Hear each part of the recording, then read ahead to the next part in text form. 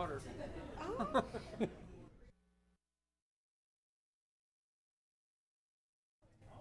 rest of them I've done it Stuff fast. No, you not. No, I think we still got y'all know. Why is that? Oh, no. Yeah, we can make something happen today. Bro, you never know how Jim gonna go. Matthew was always out of line, so.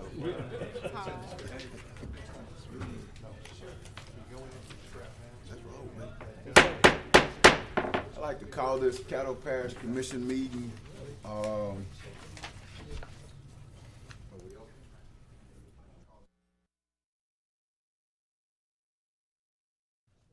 2017 order. Ms. Clerk, please call the roll.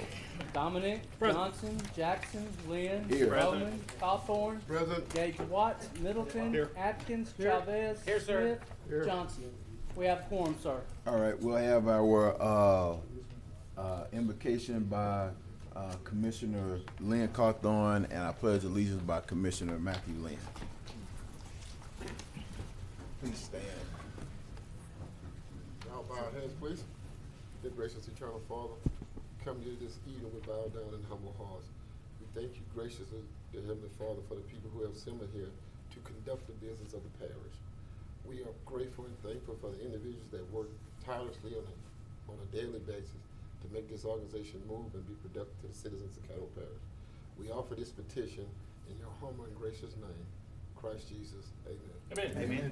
Everyone please face our flag and say the Pledge of Allegiance along with me.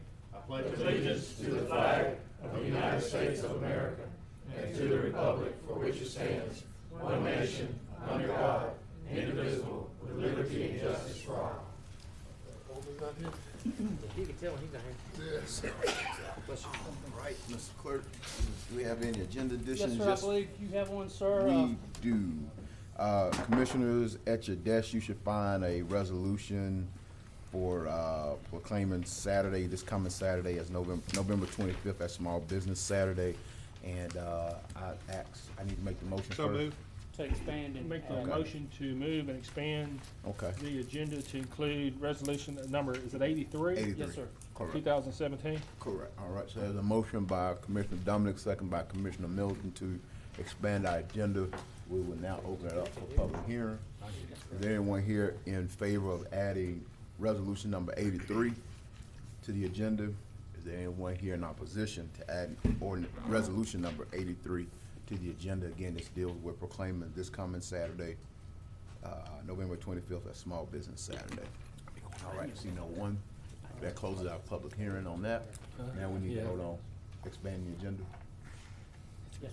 All right, please vote on expanding the agenda. And that must pass by unanimous vote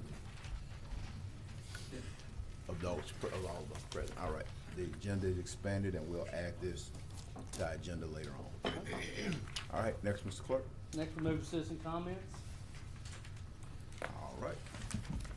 Citizens who wish to address the commission must fill out a comment card and forward it to the president or the clerk of the commission. Citizens' comments will be limited to 3 minutes.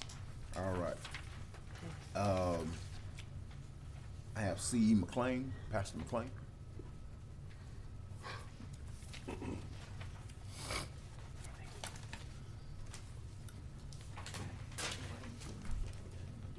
That's unreal. Pastor, let me apologize in advance. I usually, when I scan the room and can see our clergy here, I usually invite them up to give our invocation, but I apologize. All right. Feel free to pray, but not offering. I'm just kidding. Praying all day. Oh! Mr. President and members Your of mic on? Okay, go ahead. Mr. President and members of the commission, ladies and gentlemen, brothers and sisters, I'm delighted to be here today. I've come on behalf of a good friend and good program for our community. Ted Cox, I've known him for a number of years, and we've worked together on a number of matters. And today it is regarding domestic violence. And he has helped our congregation and so many others. He's helped our program. I direct the One Church, One Offender program since I've been here in 1992. And just recently, I think last Friday, we met with Mr. Cox at the juvenile court regarding a matter that's very pressing to our community. A family moved across the street from our church and became members of our congregation about 2 months ago. And the mother informed us that the father of her son is confined to CCC, and he has a history of domestic violence. And so I asked first his release date. She didn't know. So I called Sheriff Prater, and as we do, name and birth date. And he had Captain Parish out at CCC to contact me. He gave me this lengthy history going back to 1989 of this man who is incarcerated. And I asked for the release date, and he said December 29. And the mother informed me and the officers of our church. His pattern is, after release, he always comes to the house and whatever church he worships. And the way he has worked his way into the family is to kidnap from church his son.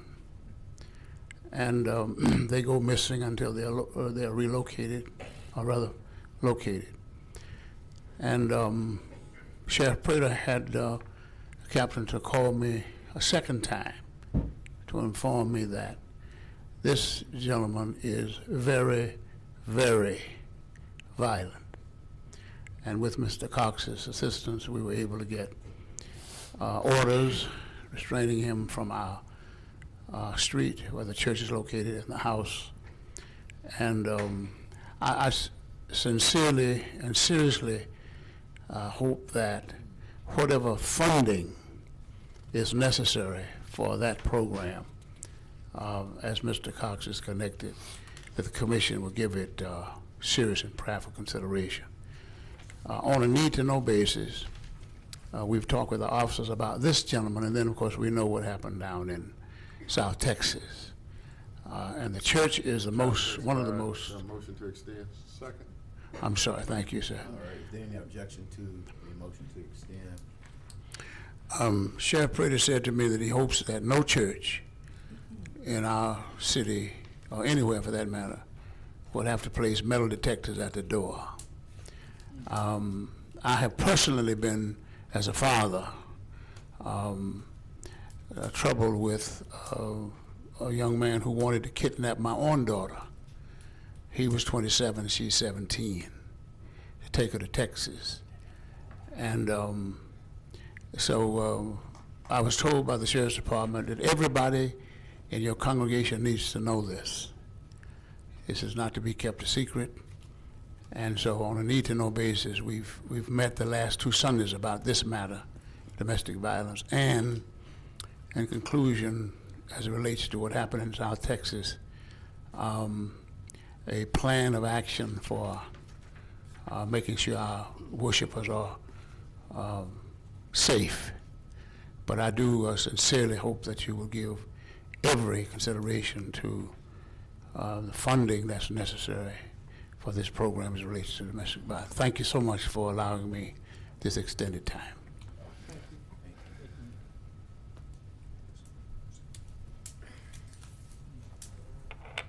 All right, Mr. Kent Kreff.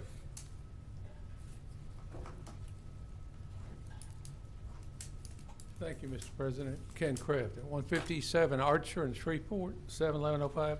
My first question is the regular meeting Wednesday? Correct. Yes. Okay. And I just wanted to comment briefly. one doesn't know, and I would congratulate Lewis were he here, but, and he won the rest of the current term, not a 4-year term for your benefit. But love to correct the reporters when they. We correct them all. But one never knows, you know. A friend of mine, big Saints fan, and started 0-2. Oh, it's hopeless season, and now he's, you know, not so sure. And I was looking at election returns statewide yesterday and today, and I couldn't find a single new tax in any parish that passed, even public safety. And I found so far, and I haven't checked them all, but I've checked Livingston, East Baton Rouge, St. Tammany, renewals of millages, which have been on the books for 40, 50, 60 years, failed. Some by big margins, some by lower margins. So my suggestion would be the same as it was 2 weeks ago. If we're going to do the .83 mills, do it November 6th. You could share with the city. The city of Shreveport passed a resolution last Tuesday, Resolution 189, to renew 6 of its millages April 28th. But I would still caution against that. The cost to the parish would be minimal because they would have 6 items. Y'all would have 1. But I still think a prudent course, if we're going to do that, would be in November and not in April. And finally, everyone have a very, very happy Thanksgiving, and don't eat too much. Thank you. All right. Next, Jessica Shield.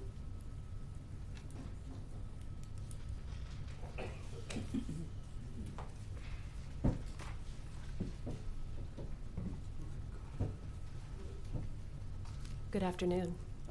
And I have Darren Dixon from Southern University at Shreveport with me as well. Thank you, Mr. President. Thank you, Commissioners, for the opportunity to speak with you today.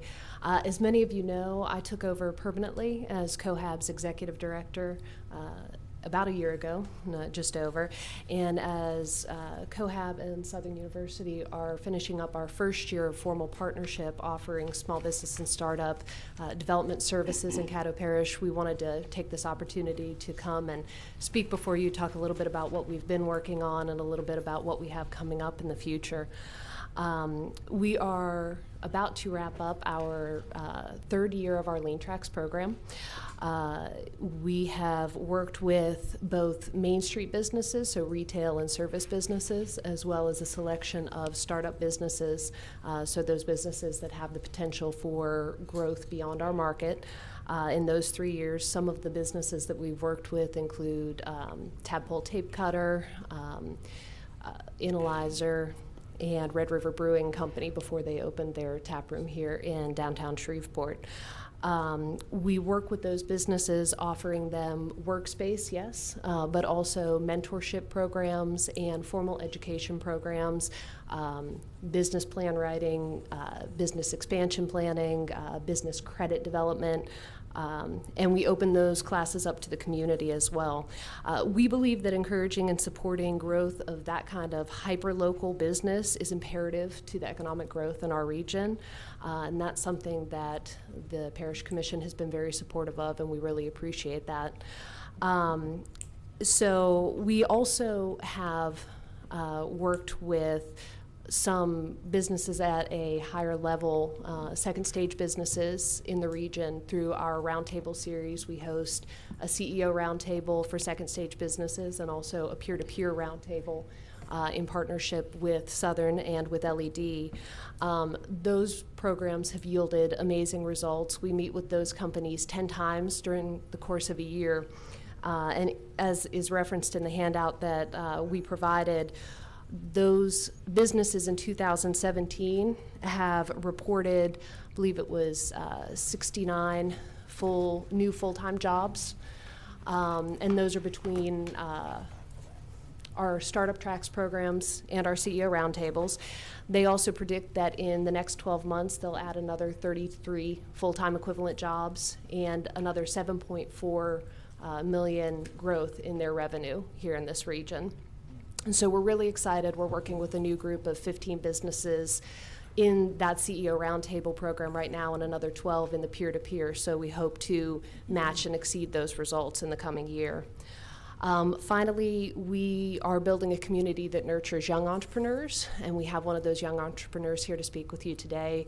We do entrepreneurship training through Lemonade Day and also with the Boys and Girls Club with the School of Greatness, and we offer coding classes for families where parents and students can learn technology proficiency together. So I wanted to kind of let you guys know what we've been working on. Thank you for your continued support of our programs, and I would also like to wish you a very happy Thanksgiving. Thank you. Enough said. Peter Lyons. If y'all could kind of stick around, I'll probably make some comments. It'll be toward the end, but if y'all want to stick around, because we can't Good comment afternoon, during this Mr. period. President, Go ahead. Commission members. My name is Peter Lyons. I am currently utilizing the facility at Cohab as an entrepreneur. I'm a Shreveport-Bossier native. I've been gone the last 20 years cultivating my craft in coffee in Los Angeles and decided to move a company back here. And I wanted to thank y'all for the support and encouragement that y'all have shown Cohab over the last 3 years. And I expect y'all to look at those opportunities and how we can expand that in the cohesiveness and working and multilateral levels of relationships where I'm currently working, maybe assisting in Red River, as well as myself as an individual who's passionate about being in the downtown area like LA and to recultivate that, utilizing all of those resources. And I just want to thank y'all for your previous support and look forward to more. Thank you. Thank you. Symmetria Smith and Katie Smith.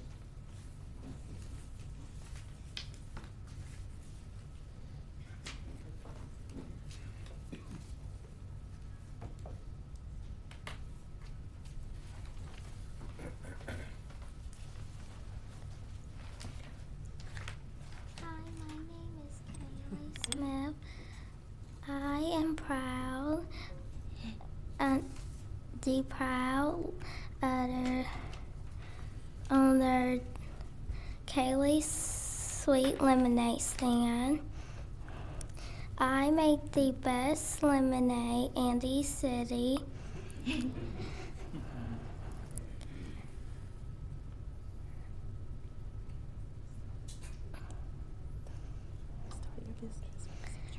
I started my business when I was 6 years old. And hi, I'm Kaylee's mom, Symmetria.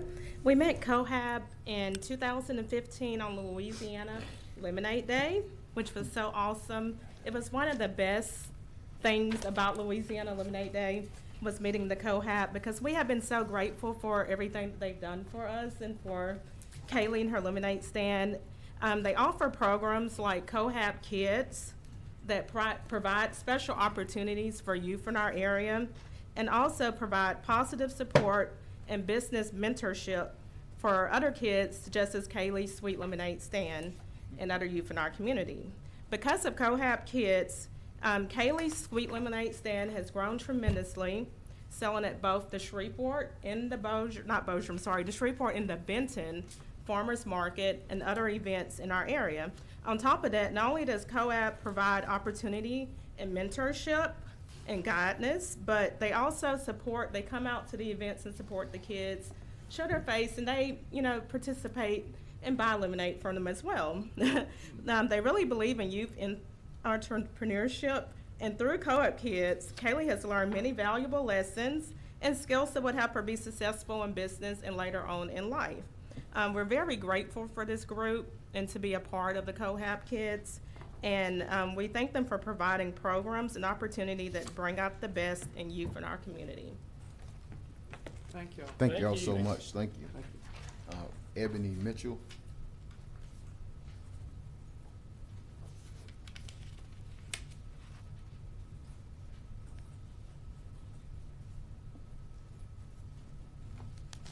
Good afternoon. Thank you for having me. My name is Ebony Mitchell, and I am the founder and CEO of Oremi Technology Solutions. We have partnered with Cohab recently for business development.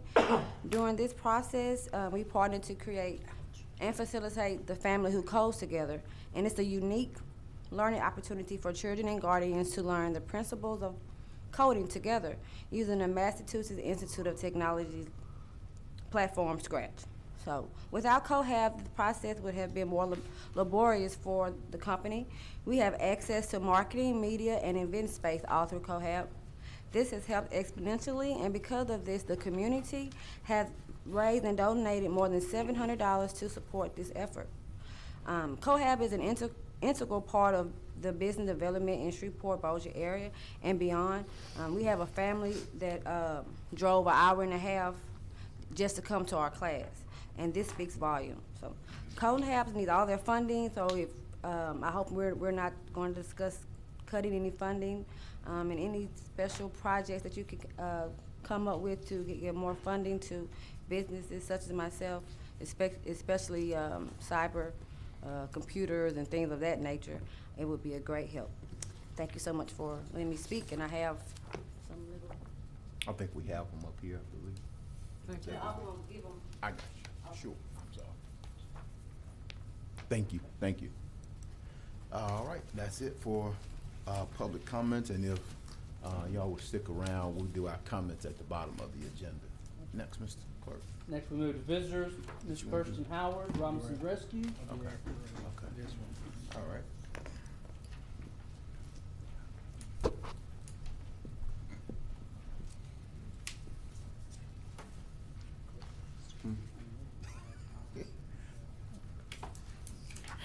Good afternoon, President and Commissioners. I'm Dr. Andrea Master Everson, the President of Robinson's Rescue, and I'm here today to do our report on our 50,000 spay-neuter surgeries.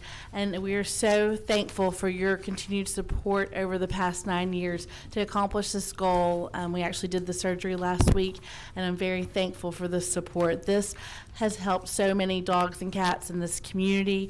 It has saved so many lives, preventing these unwanted litters ending up in our shelters.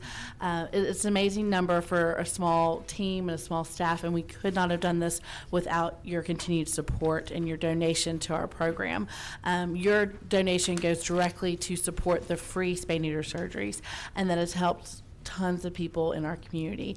The animals, obviously, you know, their faces represent the problem, but it is really a people problem. So we, over the years, have developed a community outreach program, and we go door to door in Caddo Parish. Our focus on our outreach is in Caddo Parish, in these low-income areas, in these rural areas where the animals are just breeding and breeding, and we're here to prevent that problem. It has been amazing as the years have come together and the 50,000 surgeries have been in place. We're able to provide more free spay-neuter surgeries each year with your continued support.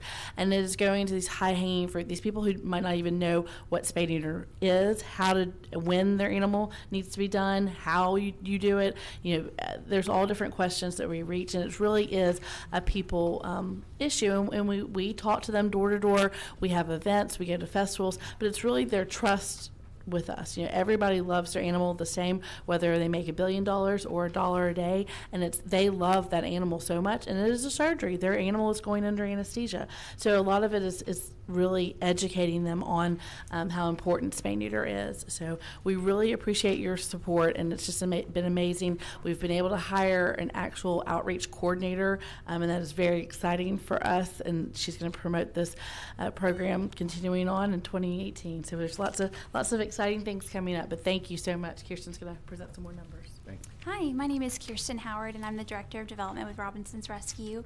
I just wanted to quickly show you exactly how many surgeries your donation has allowed us to accomplish. If you look at the screens, you also have a copy of this presentation in front of you. You can see a month-by-month breakdown of the number of surgeries that your donation has allowed and the estimated number of surgeries we anticipate performing in November and December, just based on past performance and how many surgeries we've done just so far this November. And it is extremely amazing that we have your support and that your support has allowed us to accomplish this much. We're very excited by the number of surgeries we've done this year, and we hope to have your continued support. And just like Andrea said, you guys are helping families who could otherwise not afford these services. We provide these free spay-neuter surgeries to those who need them most, low-income individuals and pet owners who could otherwise not afford to spay or neuter their pet. And these are the populations that are contributing the most to our pet overall overpopulation. So by targeting them directly, we are directly targeting that problem with pet overpopulation. And these are just some pictures of the faces that we've been able to serve thanks to your support. Like Andrea said, we've served 50,000 pets, which is amazing, and that's just in the 9 years that we've been operating so far. So again, we want to thank you so much for helping us help these animals. Just like Andrea said, we have recently hired a community outreach coordinator who it's her job to directly go door to door in communities to meet with those people who need the services most. We've also continued our work in partnership with the Boys and Girls Club. We've been hosting free dog washes in the community to meet with people who own pets. And we attend community events. We try to be as present in the community as we possibly can be. And here's some photos of some events that we've done this year, attended or hosted, again, thanks to your support and your funding of our organization. So how does this impact our community? I'm just going to give you some quick statistics on exactly what your donation has allowed us to do, not only in providing surgeries, but the impacts and the effects that it has. We've decreased pet overpopulation, decreased shelter intake and euthanasia at Caddo Animal Control, and in overall improved our community because of those two things. So spay-neuter is proven to be the most effective humane means of decreasing pet overpopulation. And because you're funding these programs, we are decreasing pet overpopulation. And we can see that by the decreases in intake and euthanasia at Caddo Animal Control. And as you can see from that decreasing trend on that chart in front of you, we've seen a steady decrease in intake and euthanasia. And we're really excited to see the statistics from 2017 and see how we've even further impacted this intake and euthanasia. And then again, because of the decreased pet overpopulation, shelter intake, and euthanasia, we have less animals roaming our streets, struggling to find food and just suffering without a loving home to be in. And this is thanks to your support. Pet overpopulation is not a pretty thing, and I know that it's a problem that you guys all recognize, obviously, because you're supporting our program. So you guys are solving this problem, and we thank you so much again. I'm going to hand it back over to Andrea to finish this out. Thank you again. The main reason, that why we're doing this, I'm a veterinarian. I could go have my own private practice, but the problem is our community needs the spay-neuter work. It needs the outreach. It needs this hand of education, these hands to do surgery. We have so many animals in this community that need our help. So we're really improving the lives of the pet and the pet owners, and it's just really helping. It's a huge impact, and we're seeing the effects of pet overpopulation decrease. So thank you so much. Our 2018 goals, I have a very hardworking team, and we really just, we want to serve more pets. So we're out there in the communities, we're active, we're increasing our outreach and our education. It's really, we want to make an actual social change, not just a difference. And we really want to see those numbers keep improving. So we want to continue to decrease our shelter intake and euthanasia, of course. That's our overall mission. Our goal is to one day not be needed, but it is a huge goal because we have a huge problem still. So thank you again for the support. And as always, we appreciate the partnership. Thank you all. Thank y'all. Appreciate it. Great job. Commissioner Dominic. Yeah, I just had a couple things to say. Appreciate y'all coming and appreciate the hard work, but I wanted you guys to look at the calendar month of January. If you'll see that dog, it's Vesuvius. And they say your dog looks like the master, and that dog looks pretty bewildered. If you look at the name, that's John's dog. Look at that dog. She's gorgeous. That dog's pretty like my wife. She doesn't look like me. Thank y'all. Thank you for the support. And then I have, anybody else? No. Oh, I'm sorry, Commissioner Lee. Yes, the dog looks like he's looking at you, Doug, saying, "What are you talking about?" That's what I'm saying. It looks like John when we say something. What's going on here? Anyway, I wanted to touch base with y'all. I hope that Caddo Parish can be greater involved with Robinson Rescue in a continued relationship. The Animal Services Committee last year moved forward on the Trap, Neuter, and Return program, for which the City Council just passed into action, and I know that that Kelvin Samuels with Animal Services and I believe legal with the city are working together to tighten this up, and I left a voice message on Molly Armis's voicemail yesterday in reference to what Caddo Parish and the city of Shreveport can do as far as bringing forward the program that will pilot in the Highland area, and any involvement that y'all play in it, and leadership, continued leadership that y'all have, I greatly appreciate. Thank you. Great, we're excited. That's everything. Thank you.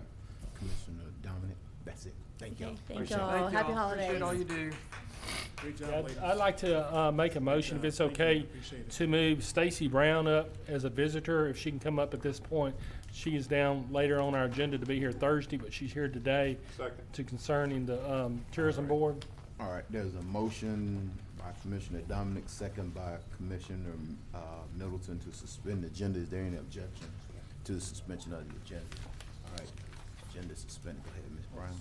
It's actually suspend the rules. Suspend the rules. Go To allow, because she's technically on the agenda. Okay. So. So the rules are suspended. Go ahead. All right. Thank you very much. Stacy Brown, President of the Shreveport-Bossier Convention and Tourist Bureau, 629 Spring Street, Shreveport. Caddo Commission, President Jackson and Dr. Wilson, I appreciate y'all allowing me to come before you today to tell you a little bit about what's been happening in 2017 and update you on our plans for 2018. One of the things we wanted to thank you for also is your appointee, Kelly Morris. She's been very active on the board, and she does apologize for not being able to be here today. She has been a great asset to us. The Bureau does produce a number of professional collateral pieces every year with videos, banners, brochures, profile sheets, but you can tell what I handed you earlier is not the finished product. It's still at the printer, so this is just an advanced copy here of our budget. As soon as I get the nice printed one of the business plan and the budget, I will get that to you. In reviewing our performance over the last 6 months, we are on track to meet or exceed our goals. One of the things we do quite often is research to see where we're standing with our goals, but also to look at what visitors are doing when they come here, how often they come, and how much money they spend in our community. That helps us to better place our advertising in the right places to make sure that we're providing that maximum return on investment. Of our visitors who have come within the last year, about 55% of them visited 3 or more times over that past year. Some as many as 6 times. And of those who visited, 60% of them spent 2 or more nights each time they came. So obviously these people are having a tremendous economic impact on our community.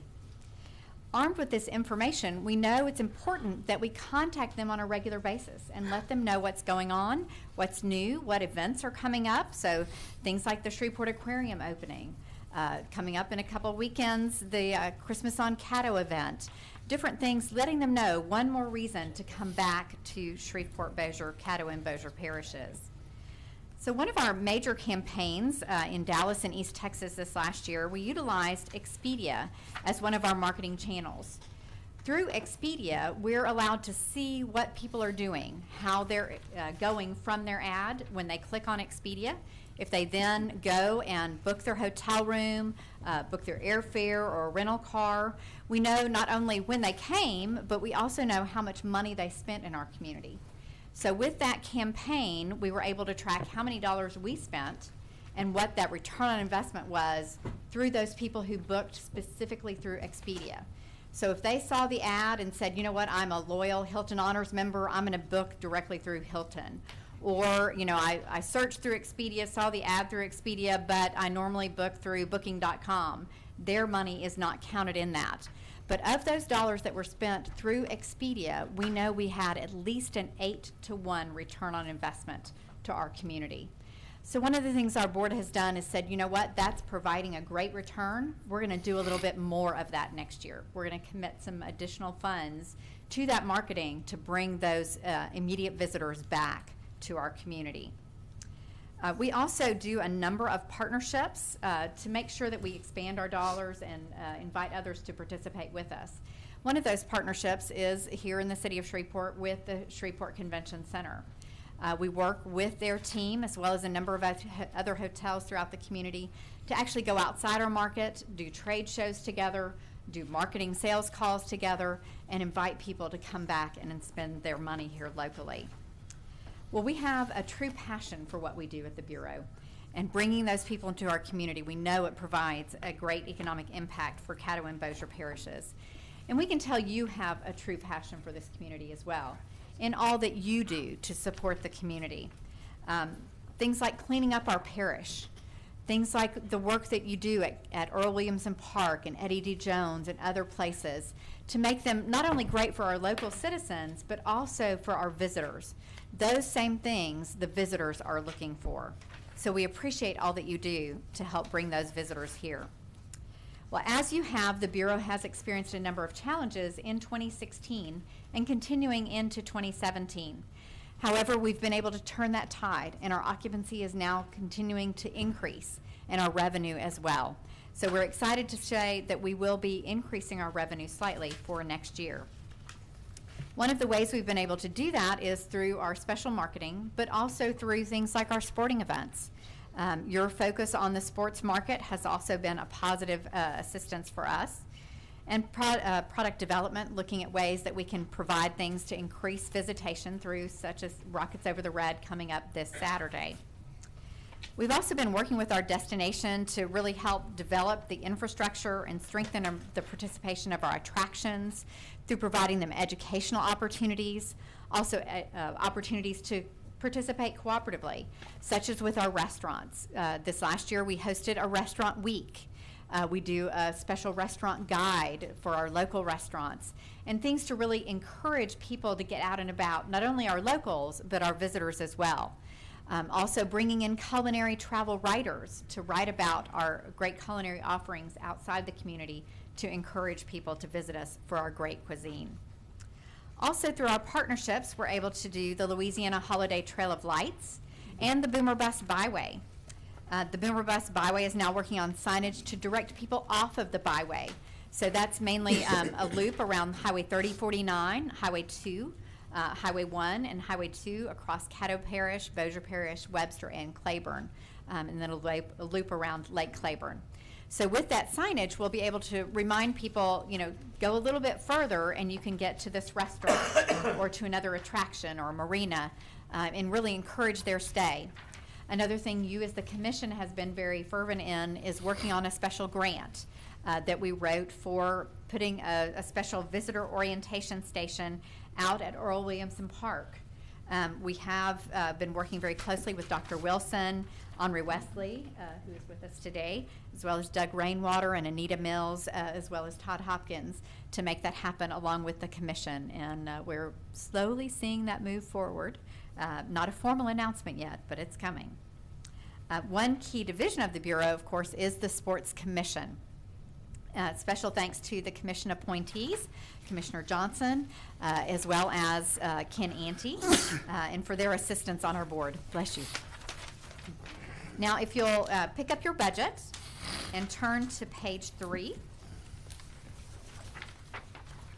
you'll see several different columns with administration, convention tourism, sports, communications, and designated funds. So that gives you a very detailed outline of the Tourist Bureau's budget. Now, when you see sports within the Tourist Bureau's budget, that is the operations budget that's funded by the Tourist Bureau for the sports department. So that's for staffing, for sales, for trade shows, for travel, for advertised, involved in attracting those events and helping to secure them. If you look on the next page, down at the bottom there, you'll see Sports Commission events. That is the budget where the new tax goes into that budget. It's a separate checking account. And you're looking, and what we've been able to do is we committed that we won't just use that tax money.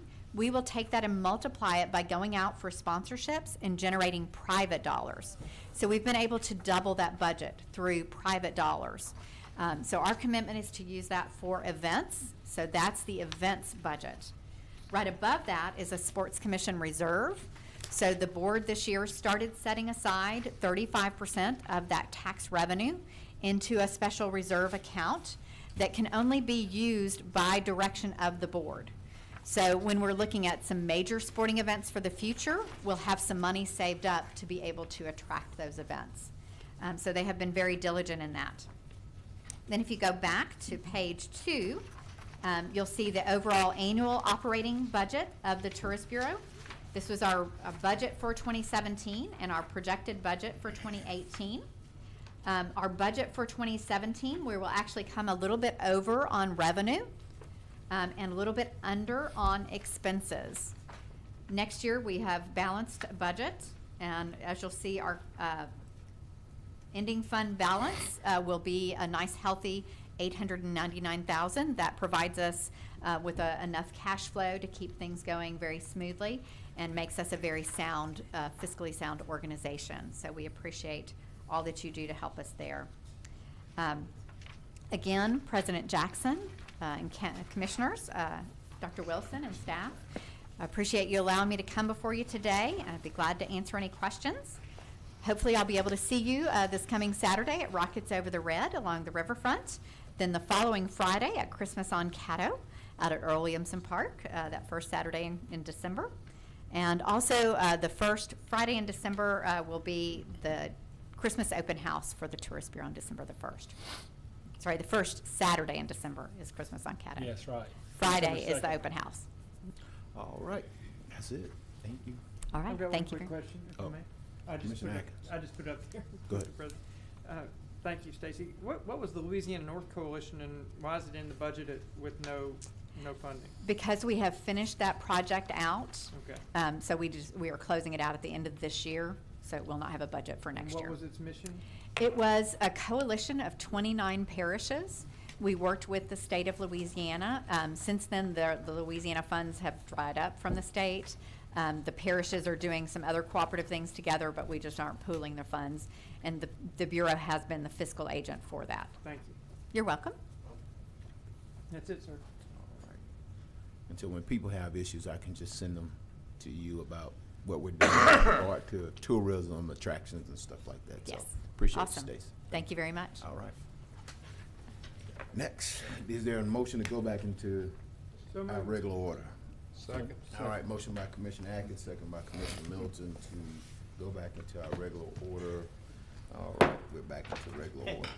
There's no old business, we move to new business. Authorized introduction of ordinance number 5748-2017, amending the budgets of estimate revenues and expenditures for the Public Works Fund, Detention Facilities Fund, Juvenile Justice Fund, Biomedical Fund, Riverboat Fund, and the Criminal Justice Fund for the year Move to Thursday. 2017. Second. All right, there's a motion by Commissioner Dominic, second by Commissioner Cawthorn. I'd like to make a substitute motion to in globo and introduce ordinance number 5749 and resolution 81. Can we leave out 49? Hmm? Can we leave out 49? Okay, I'll leave off 49, but to include 81, 82, and the, 83. Go ahead and do those appointments. You're 83, sir? yeah, and 83, I'm on. Okay. Okay, and 83. All right. Second. All right. Please vote on the substitute motion. Again, that leaves off 5749.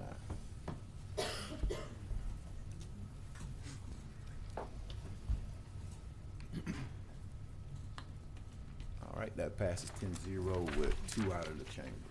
Authorized introduction of ordinance 5749. I'd like to make a motion to move this to the next work session. Reason being is we're waiting for Mr. Burns to get us some information. Second. All right, so we just basically a motion to postpone. That's right. All right, that's a motion to postpone. Motion by Commissioner Chavez, second by Commissioner Dominic. Please vote. I'm sorry, Commissioner Linden. What, do you want to speak on your motion? I think you're. Oh, no, that's it. What, you want to speak on it? Okay, Commissioner Linden Johnson. Yeah, I just wanted to see if we could get what the current fees are as opposed to Send an new email. fees. Thank you.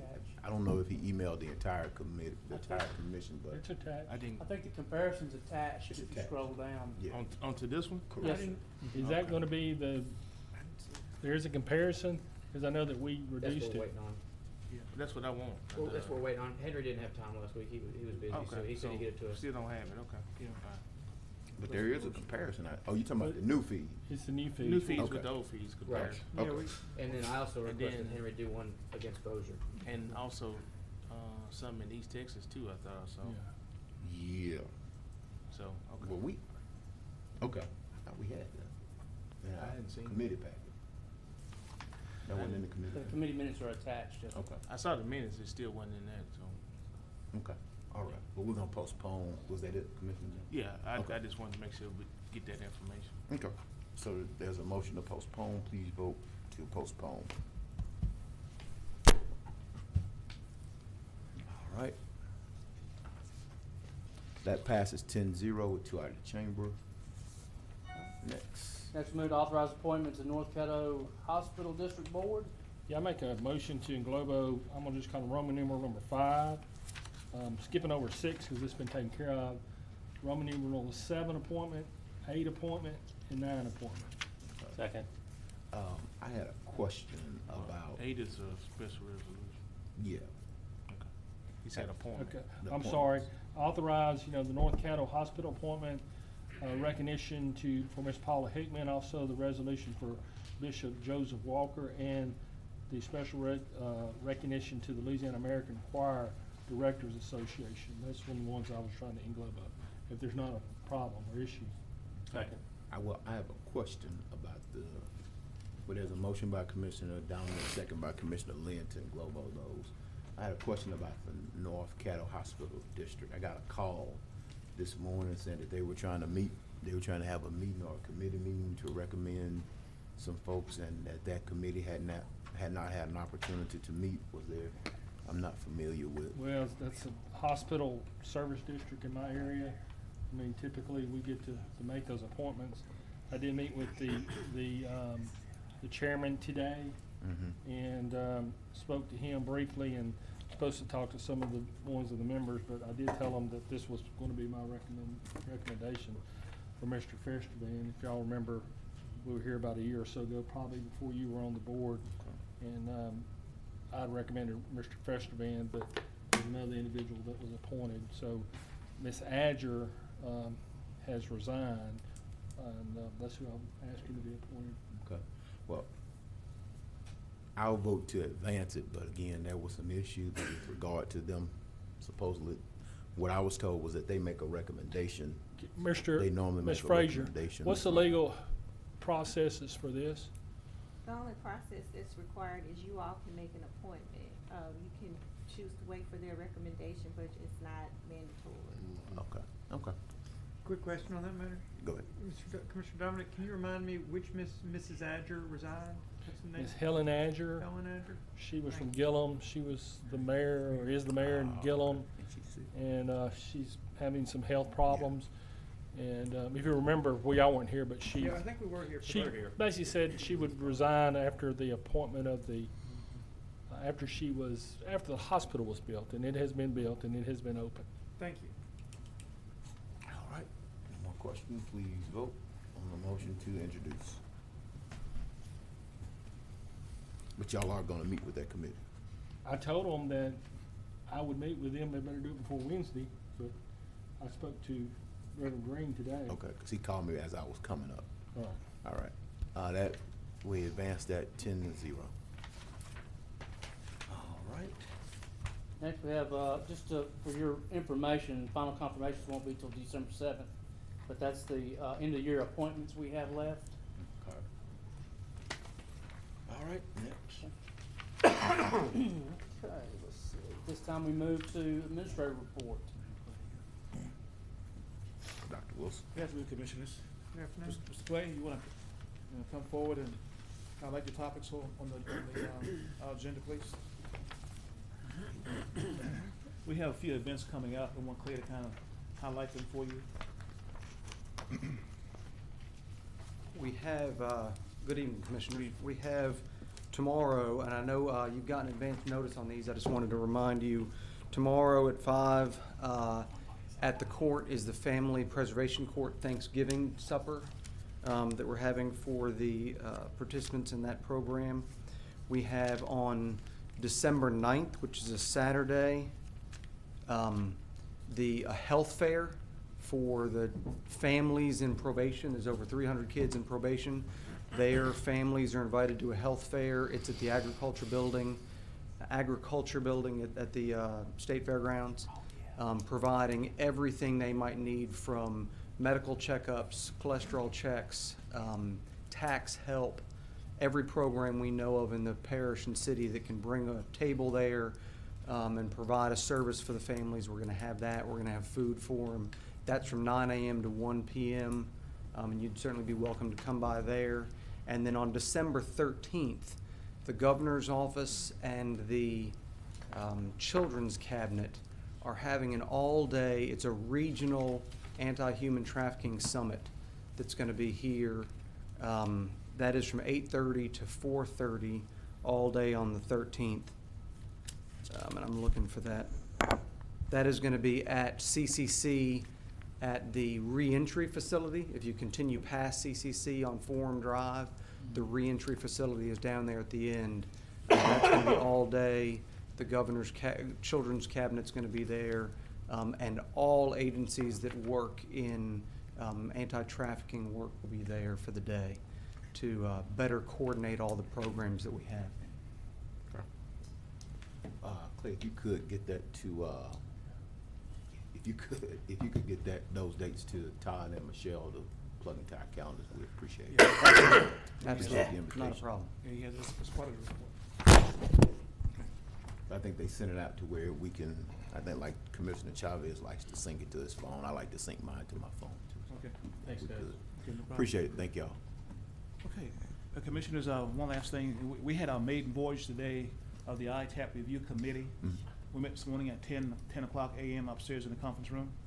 And those present at the meeting were Mr. Brian Crawford, Mr. William Bradford, attorney for the City of Shreveport, also Mr. Gary Parker, the attorney for the Sheriff's Department, and Mr. Jim Lee from the school board, Ms. Erica Bryant, and Mr. Charles Madden from the City of Shreveport. And we had Ms. Kristen Chin, who participated via the phone from the state LED, and myself. And we went over the applications this morning. We have 5 from Calumet Industries and 1 from Inferno. And what we, the committee needs some additional information and from the applicants. And so I just want to remind you all that the criteria is for the creation of new jobs, the payroll dollars, the length of the exemption, and also the clawback agreement by them not complying to it. So on the surface of things, it was pretty cut and dry, but also there were some extenuating circumstances that the committee members wanted to know if there was any other compelling reason to support the application process or to recommend to you all. So that was lacking, so we went back and asked for that this morning. So in the future, it should be a seamless process going forward. As I indicated in the past, I have no desire to be on that particular board because I'm on the state board and I'll have to vote on it later on. So Ms. Erica Bryant will be chairing that, and she has gotten everything off from a good start. So the process is working as we described it before you all. When you adopt our process a few months ago, we are utilizing that process, and it worked well this morning. Okay. Yes, sir. I have a question. Yes, sir. Who from which entity is on that board? We had, typically is made up of the financial directors from each committee. But since it was the first meeting we had some additional people showed up just to see what the interest would be. I mean, in terms of their understanding how the program's gonna work. But all the financial people were there this morning from each agency, in addition to Mr. Crawford, Mr. Bradford, and also Mr. Gary Parker has been on it from the beginning representing the Sheriff's Department. And so the application, was the application submitted for the organization, the company that was applying? Was there an application or Yes, sir. advance Yeah, notice? We have all the advanced applications that. So you said y'all needed some additional information? Yes, sir. So Yes, sir. does the application say that it meets the governor's executive order? As it stands, we implying the governor's directive, and it does not meet the requirement. So what But there's additional? also a provision within that for compelling reasons, as for the saving jobs, the type narrative that if we didn't do this, these jobs would be eliminated. We just wanted to make sure we cover all the bases, and that was lacking this morning. So is there anything in the application that says the jobs will go away? if? No, sir, no. So- It's silent to that, but since this is the new process, we want to make sure we give it full measure of devotion and making sure we look at everything. And we also, the committee also recommended that we amend to some degree the state application process for us locally, so that those questions in the future will be answered. You look puzzled. I am, The because if it application doesn't. was the only thing that we reviewed this morning. Right, but I mean, if it didn't meet the governor's executive order. That's correct. But there is a provision, let me tell you what it is, that speaks to,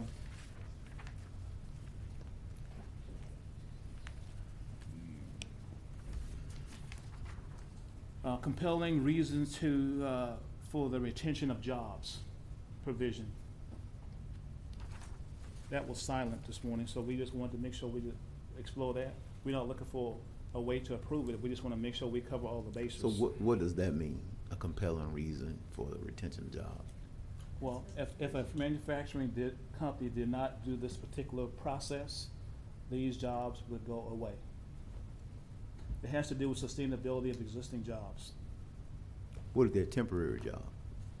Doesn't count. Y'all gonna Now ask does that? construction temporary jobs count? Okay. It has to do with permanent job creation. So your question is, so the compelling job aspect about retention, job retention is about That's- permanent employees? That's correct. Well, that's correct. Okay. Yes. Still a little ambivalent on it. Okay, Commissioner Lyndon Johnson. Well, you answered my question. Okay. Well, you asked the question that Dr. Wilson answered. Right. And we did check with LED, they were on the phone while we're going through this process, and they did concur with that observation that we need to know that, so that we make sure we cover all the bases. Okay. What would be the budgetary impact, or? We would need to know that as well. So we don't know how much the budget impact is? Well, what we do right now? know is the current budget numbers, but we did know if there's a compelling reason, if it wasn't approved, would that be, what impact will that be on existing numbers that we have?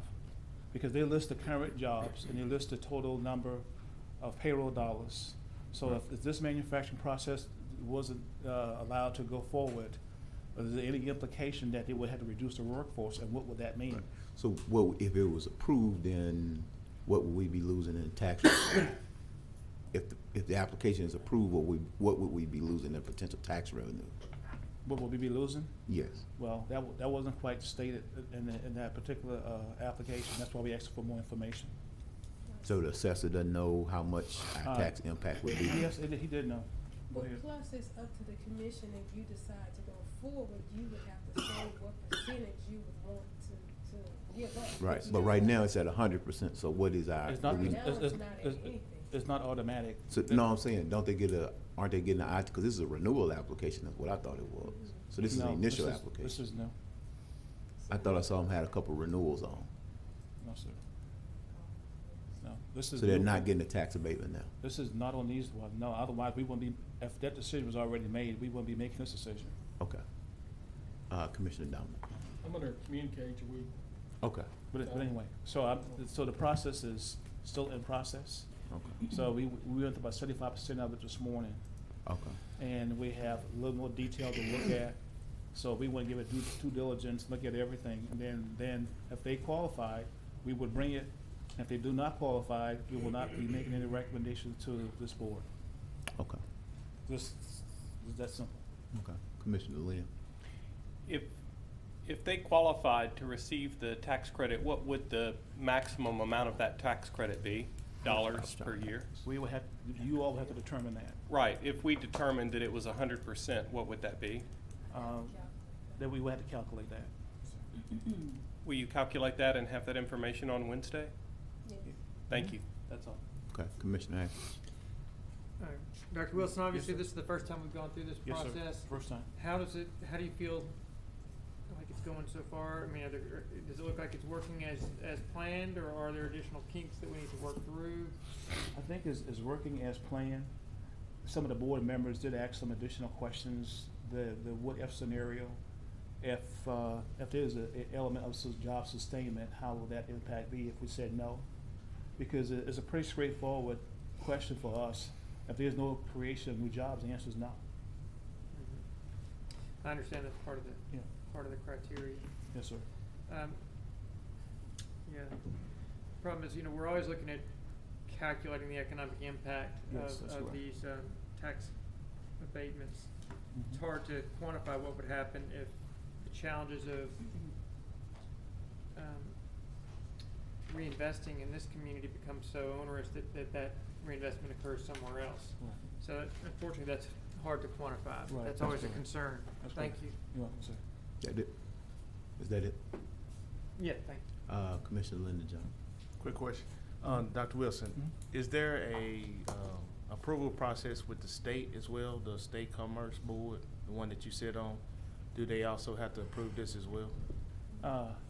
Yes, sir. If the Is it what before happens- our approval or after our approval? After our approval. Okay. Because if our approval is lacking, then chances are it will not be approved at the state. Right, okay. I just want to make sure everybody knew that there was another approval process after Yes, sir, our. that's correct. The parish makes a recommendation to the state, is that correct? Yes, that's correct. So we're just making a recommendation. Without your resolution of support, it wouldn't gain much traction at the state without that, because we want government approval at the local level. Yes, sir, local level participation. If you all said no, and that's the way it comes out, it's highly unlikely that it will be approved at the state board.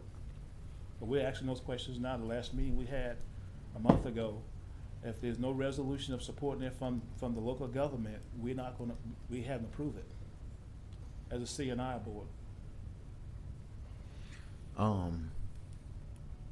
I know you and I have discussed it, Mhm. and I'll make it publicly stated here. I would strongly, and I know we didn't speak to it when we adopted the formality or the process, but Yes, sir. I would strongly recommend it be at least considered to be an open meeting. I can see the headlines now, so that's I would just notice it, even though no elected officials will be there. I would at least offer individuals an opportunity to come. There won't be any elected officials there, but there will be public officials there discussing public assets. And I think we can avoid the headline or avoid the narrative of smoke-filled rooms on the 8th floor. I know you've heard that before. 3132.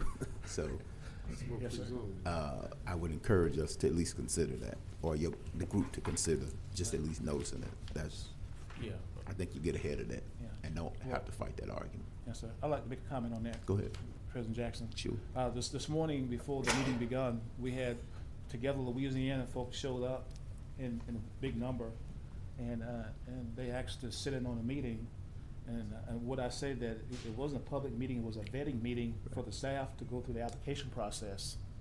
But they were pretty adamant about joining, and I said, well, come on in. Because I didn't want to give them the impression that we were trying to hide something. So they came in, it was standing room only in the room, and we conducted our business. Right. In about 35 minutes, we left. Right. I think we just avoid the whole. So everybody got a chance to see what it was. There wasn't nothing, Right. no smoke-filled room, and no. But you know how that just kind of pops Oh, up. yeah, that's right. Yeah, So- we realize it takes on a life of its own if Right. you not invite them in the room. So we were pretty comfortable with them being in the room. No problem there, because I don't want them to go out there and say, we deliberately try to do something that was deceptive. Well, and not them, but some other folks too. So Right. Yeah, that's Doc- correct. So- Dr. Wilson, I would also suggest, kind of piggybacking on what Commissioner Jackson is saying, that you guys might want to consider having a meeting down here. Yes, that's in the true. chamber. And then that way, there's people who might be for the exemption, against the exemption, then they'll be able to talk which way they want to talk about. Right. And then you guys can then go into it and vote the way that you want to, or Right. proceed the way that you need to Right. proceed. And this for clarity purpose, also, the commissioners, that committee does not determine anyone's fate. We just Right. answer the question yes or no. And then they, if they comply with the basic metrics, we bring that to the Economic Development Committee. The committee decide the percentage, the length of time, and those other factors, that how much ad valorem tax we are giving up. And then that goes to the full board, and the full board makes a determination on the finality of it. Yeah, we just wanna make sure The that, committee makes recommendations. Right, that's what I said. Everybody's Make making a And recommendation. the full board decides. yeah, just wanna make sure The that full the whole board process decides. is public though. Yeah. Yes, that's From the right. beginning all the way to the end. Right. Okay, that's fine. All right, Commissioner Chavez. I'm after, Doug. He was on communiques. Were you on? Right. Okay, okay. Okay. That it? Yes, sir. Appreciate it, Doc. Okay. All right. That'll move us to communiques and committee reports. Want to point out, public hearing on Caddo Parish operating capital improvement budget for 2018 will be on Thursday. All right. Thank you. Commissioner Dominic. First of all, I wanted to congratulate Commissioner Lewis Johnson for his Excuse me, sir. victory. Just to correct, you said, did you mean Wednesday? Wednesday. Yeah, yes, yeah. I just wanted to correct the record before we move on. Okay. I'm happy that everything's on Thursday. Yes, sir. I know, it can be tricky. I appreciate it. So again, congratulations, Commissioner Johnson, appreciate you. Second thing, Honore? Do you know about a fire up there at Earl Williamson? As I was coming down Highway 1, looked like there was a fire by the Earl Williamson Park concerning right there where the electrical box is. Look, maybe there was a spark or something. Have you heard or seen anything about that? There was a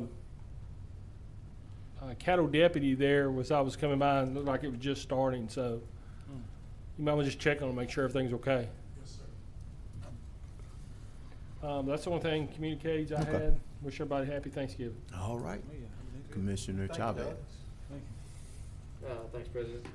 You guys don't get jealous, but Southern Hills is offering a $1,000 Christmas decorated house contest for the citizens of Southern Hills. The best decorated Christmas house will win $1,000 in conjunction with the Southern Hills Business Association. We're going to have some special judges, and the most amount of likes on the house that is posted on the Southern Hills Homeowner Association website will be the winner, and we'll announce that with enough time for the winning family to be able to spend the $1,000 at Christmas.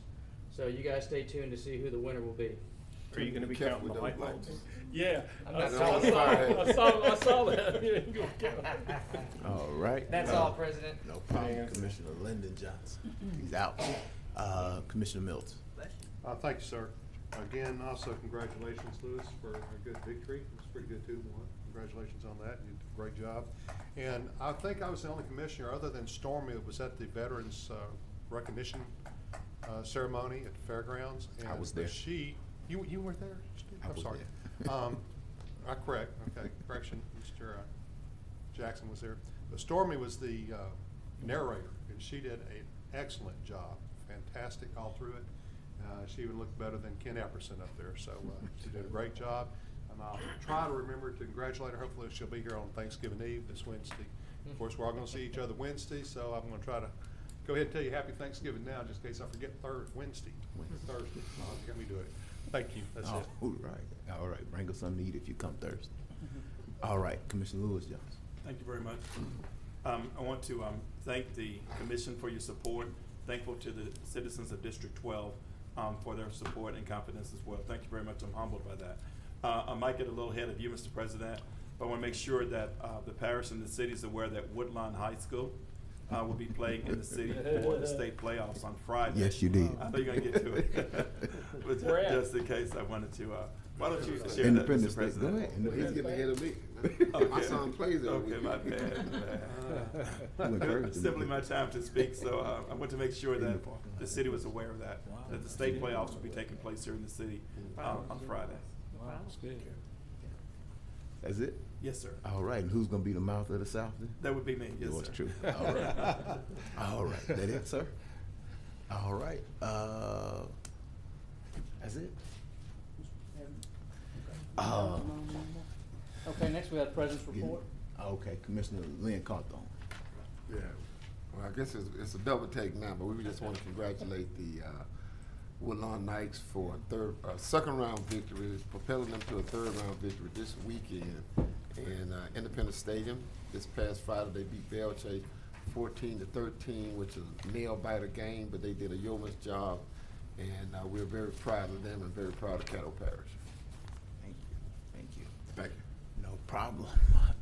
And I think we also have Northwood in a third round playoff game as well as Evangel. So congratulations to all our Shreveport, Caddo Parish schools for doing well. Not only are they doing well, even though they didn't move up a letter grade, they moved up a percentage in their school performance score. So want to just congratulate Woodlawn High School for that. I'll be at the infamous Bayou Classic for Friday and Saturday, but I know you'll hold it down for us, and congratulations to them.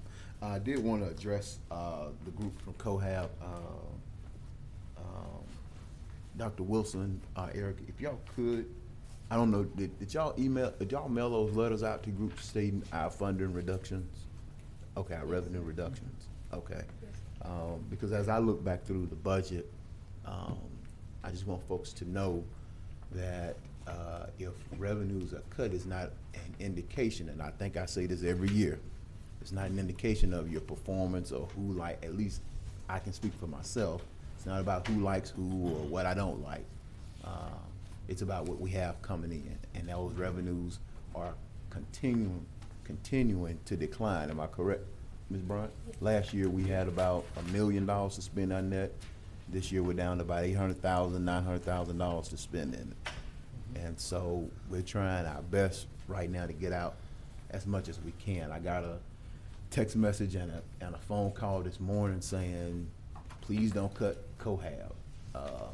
And so there's this hysteria that tends to jump up. And as I look through our budget, one of the things that we have to try to encourage commissioners to do is we're continuing to add folks. And so when you add folks, I think somebody came down advocating for Cohab, but they also have another group that they're supporting, funding, which is a brand new group. And so when we do that, that stretches the funding piece. And so, you know, it's hard for us to divvy up the pie when it's already divvied up 10 ways, and then we come back the next year, we got to divvy it up the same amount of money or less 15 ways.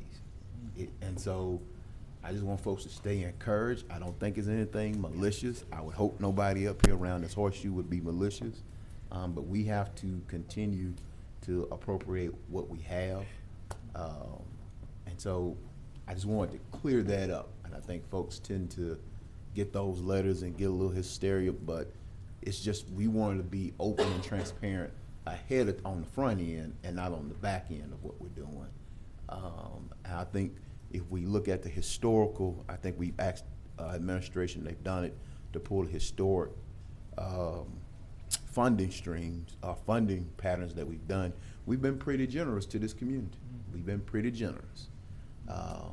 And so as those revenues start to decline, just know we will continue, and I'm going to encourage my colleagues to continue to look at those programs and try to have the restraint that we need in order to fund our priorities, those organizations that we feel are a priority for us to be funded. Some folks may say we don't need to fund any. I don't think I'll ever agree with that, but I just want y'all to know that we appreciate you, we hear you, and that nothing is done here with a malicious intent. Public hearing is on Wednesday. So if you can, you know, make your case on Wednesday, and then we'll adopt it on December 5th. And so 6th, I thought it was the 5th. 5th or 6th, Todd? It's the 5th, whatever. The 5th, so December 5th Okay. will be that opportunity, and it's nothing malicious. I try to look in the budget all the time to see how I can move stuff around. And trust me, there's no organization, I think, there are very few organizations that either got an increase. I don't think anybody got an increase. I don't know other group that got an increase. And those who stayed the same should really, there are very few that stayed the same. So just about everybody went down a pinch. And so hopefully maybe next year when some of the stuff that we have in there now rolls out, there may be additional revenues to go around. But again, I'm just one of 12. So to speak to that, but I did want to make sure that I had a chance to put that out there for everybody. Kelvin, appreciate taking care of that last week with the dead animal. Todd, Did you get those pictures so we can have those up for Wednesday? Because I am going For Wednesday? I am going to plan to show that. And I don't know if we should ask administration. I'll get with you, Doc. But if we can have some kind of flow, I don't know if y'all have some form of flow chart, but it seems like I'm getting an increase in calls about issues that's going on, and they're just not being responded. So I don't want city employees to feel like I'm encroaching on them. So if y'all want me to send them to y'all, then y'all send them over. But you know, this issue about folks being on the property. We get a lot of requests from the Horseshoe. Right. And y'all handle them well. Y'all We at do- least dispatch We do them. have to interact with the city on those issues. Right. So, but I don't know if I showed you the pictures last week Yes, sir, the sewer project. of the sewer project sir. where the crane was sitting on somebody's clearly not in the right of way. And there are some pictures that I'm gonna show on Wednesday where folks' yards are being dug up. And to say that it's our right of way, I don't know that that's the proper response, but I'll show them and I'll let y'all deal with it the best way that you can. But I appreciate y'all for working that out for us. That's it for me, Commissioner Lennon. Yeah, sorry I was out, but, Dr. Wilson, Yes, can sir. you, either get with Cross Lake Patrol and have them to give you some type of information on, what's private property and what's the property of, City of Shreveport as pertains to Cross Lake? This time of the year, you know, a lot of fishermen are trying to get to certain spots, and some homeowners are saying that they can't get to the spot because that's their property. And Cross Lake belongs to the City of Shreveport that I know, last time I checked. Okay. We got you. Okay. That it for you? That's it, thank you. I'm sorry. And Norwood, we shouted out the Norwood felons for you. Yes, we did. We got them taken care of. Woodlawn too? Yeah, you know they're gonna be taken care of. All right, that concludes and happy Thanksgiving if I forget on Wednesday. All right. Next, we have citizen comments, late arrivals. All right, I have Mr. John Settle. He was here early. He was here early. I'm late. My brain's late. John Settle for Tealwood. Two things. You just said it on record. I'm always there. Two things. One on your budget process. I think the budget I looked at showed $230,000 for the Metropolitan Planning Commission. When I looked at, is that correct? Your recommendation? Yes, about 230, All right. yes. When I looked at the budget, the proposal that the MPC provided the City Council, they only reflected $217,000 expected from the parish. So I'm not sure how that all works out, but I just know that what was given to the city is different from what was evidently requested from the parish. Yes, sir. That's up to y'all. Yeah, as soon as they approve the budget, that will be the official number. Secondly, the NGO process, I'm hoping that next year y'all look at seriously. This year it wasn't pretty, and I would probably disagree with some of the comments Mr. Jackson made, but I was at 3 of the meetings or 4, and new people came in with late deadlines, organizations that have been existing a long, long time, were funded big bucks. I think there's just a big number of people with criteria that seem to be moving around, and I think that's about all I need to say. I've written a column that was pretty succinct on point on that. So hopefully next year that would be one of your early projects, is to rework that again. I know that it's been through that process, and I think every year it causes challenges. Thank you, gentlemen. Thank you. Move to Mr. adjourn. Clerk, hold on. Mr. Clerk, I want to be clear and on the record that Yes, sir. I have consistently advocated that we shrink those revenues down. So I want to be clear and on the record on that. All right. Move to adjourn. Move to adjourn. All right, moved by Commissioner Johnson, second by Commissioner Cawthorn. Meeting adjourned.